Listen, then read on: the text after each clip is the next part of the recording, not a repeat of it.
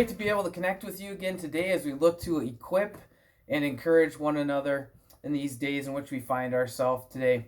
As we go through the last part of Psalm 23 together, as we look to equip and encourage one another, we've already looked at the fact that we want to be concerned with spiritual distancing, that's not happening at all. And also, too, that we can find comfort in those dark times or comfort in those trials, or as Scripture says there, in the valleys. And so today, we want to look at victory. Victory which is certain. Victory which is certain. And now, as you find yourself inside, you might be playing some board games. And I'm finding that my son has a lot of luck in many games, so much so that his sisters will kind of do a little eye roll because he'll win, especially if you play the spiced up version of Uno, known as Uno Attack at our house. Also, my wife is familiar with this. She went through decades of our marriage not having won one sporting event between the two of us. One time we were bowling, and at the 10th frame, I looked up and I was 20-some pins down, and sure enough was able to pull out a strike or two and get within a pin or two above her for final score. But as we look at games, as we look at fun, we can have a lot of those in life, but life isn't a game. And we want to be certain of our victory. And that's what we have in the Lord. And that's what we can project as we look again at equipping and encouraging one another today. Let me read from you again from Psalm 23, the last two verses. You prepare a table before me in the presence of my enemies. You anoint my head with oil. My cup overflows. Surely goodness and mercy shall follow me all the days of my life, and I shall dwell in the house of the Lord forever.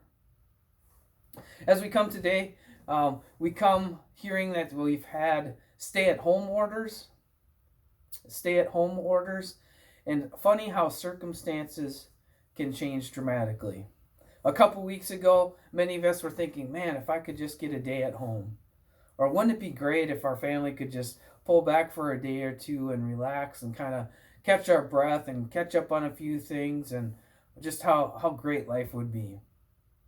Now, under these circumstances, we don't want to find ourselves at home, but with stay-at-home orders coming and still on the front end of walking through this COVID-19 time together, we're early on. And we have a ways to go in distancing and being at home, and how circumstances can change.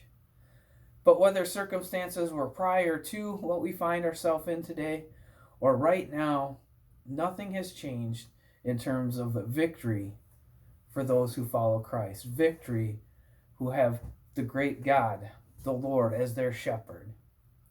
Truly, we can say, the Lord is my shepherd, I shall not want, or the Lord is my shepherd, I shall be fulfilled. The victory is ours, and so much so that we see here that you prepare a table before me in the presence of my enemies. You anoint my head with oil, and my cup overflows. In the presence of my enemies. If there's a great battle breaking out in your neighborhood as military came through, many of you probably wouldn't put a table out there.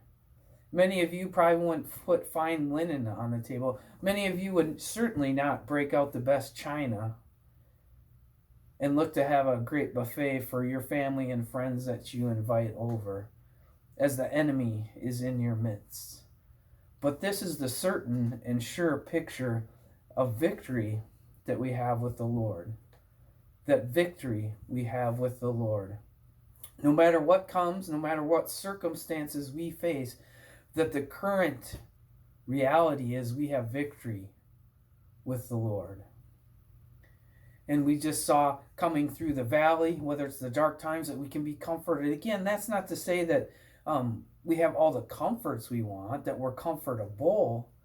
God doesn't promise that all the time, but he promises that he'll be there to bring us comfort. And in the same way, despite circumstances, the victory is ours as he comes. Surely goodness and mercy shall follow me all the days of my life.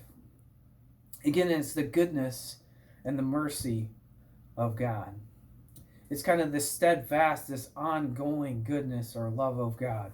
For instance, just the word mercy there, you would need to have that broken down to understand that it has strength, that it has steadfastness, as well as that mercy or that kind component to it. Without all those three together, you're missing out on what God has in mind. And we know strength, and you might think steadfastness, what is that? Well, that's that stick-to-itiveness, or going through the sticky times, that one is always going to be there, one's always going to be consistent, one's always going to be ongoing and strong and courageous. And that's the God we have. And that's how he looks at us. He looks at us as ones who anoints head with oil, who treats us as a special guest at his table. This is a picture that would happen in ancient times as you'd invite somebody over, that as you invited them over, that was also to say that anything between you and me, that is gone. There won't be any struggle or conflict while you're in my home. Also, too, I promise to keep you safe if I invite you over. And so you can paint whatever picture you want, but as we trust in the Lord and enemies are abounding, how much more with him are we safe? How much more are we secure? And how much more do we get to celebrate if he doesn't count anything between us and him? He who's willing to give his only son for us. If we believe on that sacrifice, we have life. But then in the day-to-day, we don't have this idea hanging over us that God is somehow thinking that we fall short or we need to do more. No, instead he invites us in as a special guest today to pour out his great love on us today as a special guest. So no matter what circumstances come, no matter what trials we face, we have this certain victory for us who trust in the Lord, for us who pursue after him. It's by his great hand that we have this victory. And I shall dwell in the house of the Lord forever.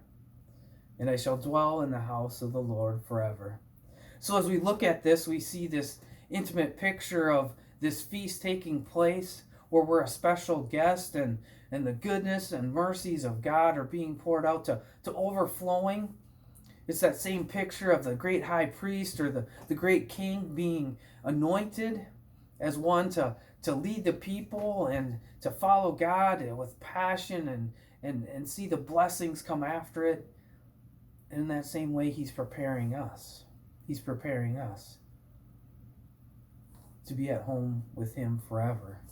So as we see, no matter what circumstance or trial we go through, the goodness and mercy of God is with us.